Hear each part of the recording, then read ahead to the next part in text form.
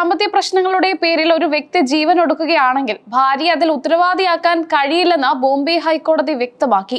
ആത്മഹത്യ ചെയ്ത വ്യക്തിയുടെ കുടുംബം നൽകുന്ന പരാതിയുടെ മാത്രം അടിസ്ഥാനത്തിൽ ഭാര്യയ്ക്കെതിരെ ആത്മഹത്യ പ്രേരണ കുറ്റം ചുമത്താനായില്ലെന്നാണ് കോടതിയുടെ നിരീക്ഷണം. വ്യക്തിപരമായ കാരണങ്ങളാൽ ഒരാൾ സ്വയം ജീവൻ ഒടുക്കുന്നതിന് പങ്കാളിയെ ക്രൂശിക്കാനാകില്ലെന്ന് കോടതി അടിവരയിട്ടു. ബോംബെ ഹൈക്കോടതിയുടെ നാഗ്പൂർ ബെഞ്ചാണ് ദാമ്പത്യ ബന്ധങ്ങളിലെ സങ്കീർണതകളെയും നിയമപരമായ വശങ്ങളെയും വിശകലനം ചെയ്തുകൊണ്ട് ഈ സുപ്രധാന വിധി പുറപ്പെടുവിച്ചത്. ഒരു വ്യക്തി മാനസിക സമ്മർദ്ദം മൂലമോ തർക്കങ്ങൾ മൂലമോ ആത്മഹത്യ ചെയ്താൽ അതിന് പിന്നിൽ പ്രകോപനം സൃഷ്ടിക്കണമെന്ന കൃത്യമായ ഉദ്ദേശം പ്രതിക്കില്ലെങ്കിൽ കേസെടുക്കാനാകില്ലെന്ന് കോടതി പറഞ്ഞു.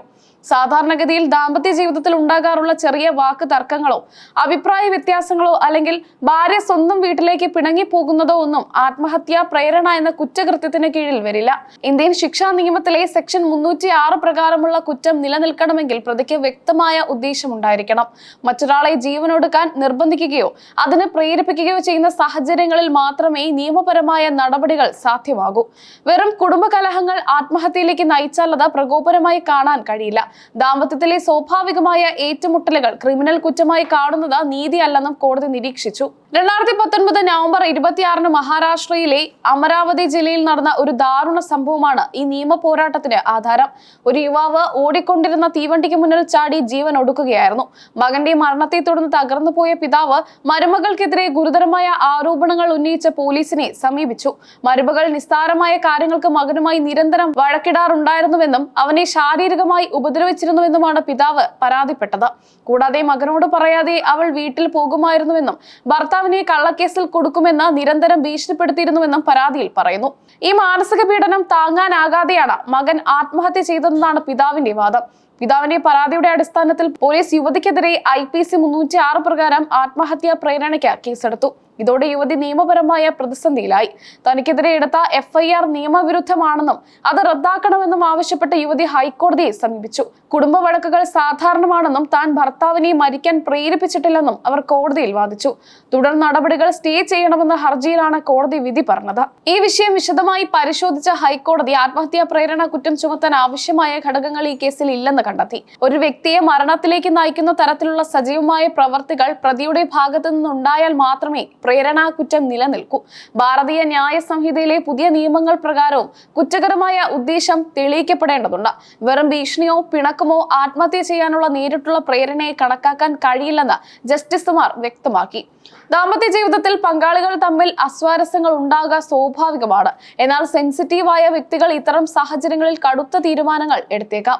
അത്തരം സന്ദർഭങ്ങളിൽ കുറ്റം പങ്കാളിയുടെ തലയിൽ കെട്ടിവയ്ക്കുന്നത് നിയമപരമായ പിശകാണെന്ന് കോടതി ചൂണ്ടിക്കാട്ടി. ഭാര്യ സ്വന്തം വീട്ടിലേക്ക് പോകുന്നത് അവരുടെ അവകാശമാണെന്നും അത് ഭർത്താവിനെ ആത്മഹത്യയിലേക്ക് തള്ളിവിടാനുള്ള തന്ത്രമായി കാണാൻ കഴിയില്ലെന്നും കോടതി പറഞ്ഞു. ഓരോ വ്യക്തിയും അവരുടെ ജീവിത സാഹചര്യവും കൈകാര്യം ചെയ്യുന്ന രീതി വ്യത്യസ്തമാണെന്നും കോടതി നിരീക്ഷിച്ചു.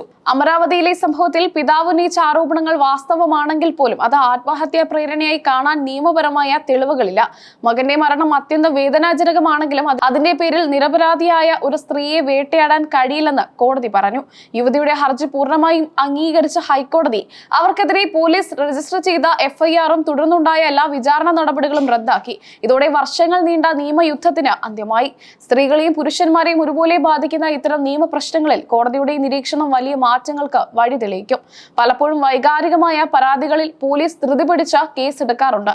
അതിന് ഒരു തടയിടാൻ ഈ വിധി സഹായിക്കും. പങ്കാളികളിൽ ഒരാൾ ആത്മഹത്യ ചെയ്താൽ മറ്റേയാൾ പ്രതിയാക്കപ്പെടുന്ന സാഹചര്യം ഇന്ത്യയിൽ വർദ്ധിച്ചു വരികയാണ്.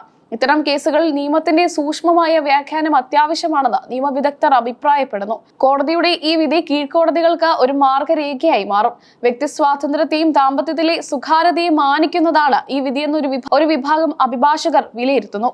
നിയമം ദുരുപയോഗം ചെയ്യുന്നത് തടയാൻ ഇത്തരം കർശനമായ നിരീക്ഷണങ്ങൾ അത്യാവശ്യമാണ്. അമരാവതി കേസിൽ യുവതിക്ക് നീതി ലഭിച്ചുവെന്നാണ് പൊതുവായ വിലയിരുത്തൽ. വൈകാരികമായ കുടുംബ സാഹചര്യങ്ങളിൽ നിയമം എങ്ങനെ പ്രവർത്തിക്കണം എന്നതിന് ബോംബെ ഹൈക്കോടതിയുടെ വിധി മികച്ച ഉദാഹരണമാണ്. ഇന്ത്യൻ നീതിന്യായ വ്യവസ്ഥയിൽ ആത്മഹത്യാ പ്രേരണയുമായി ബന്ധപ്പെട്ട കേസുകളിൽ വ്യക്തത വരുത്താൻ ഈ വിധി സഹായിക്കും. പ്രകോപനവും പ്രേരണയും തമ്മിലുള്ള നേരിയ വ്യത്യാസം കോടതി ഇവിടെ കൃത്യമായി വേർതിരിച്ച് കാണിച്ചു. ചുരുക്കത്തിൽ ദാമ്പത്യത്തിലെ തർക്കങ്ങൾ ക്രിമിനൽ കുറ്റങ്ങളായി മാറുന്ന പ്രവണതയ്ക്ക് ഈ വിധി കനത്ത തിരിച്ചടിയാണ്. സ്നേഹബന്ധങ്ങളിലെ തകർച്ചകൾ സ്വാഭാവികമായ വേദനകൾ നൽകുമെങ്കിലും അത് കോടതി മുറിയിലെ ശിക്ഷാവിധികൾക്ക് കാരണമാവരുത് എന്ന സന്ദേശമാണ് ഈ വിധി നൽകുന്നത്.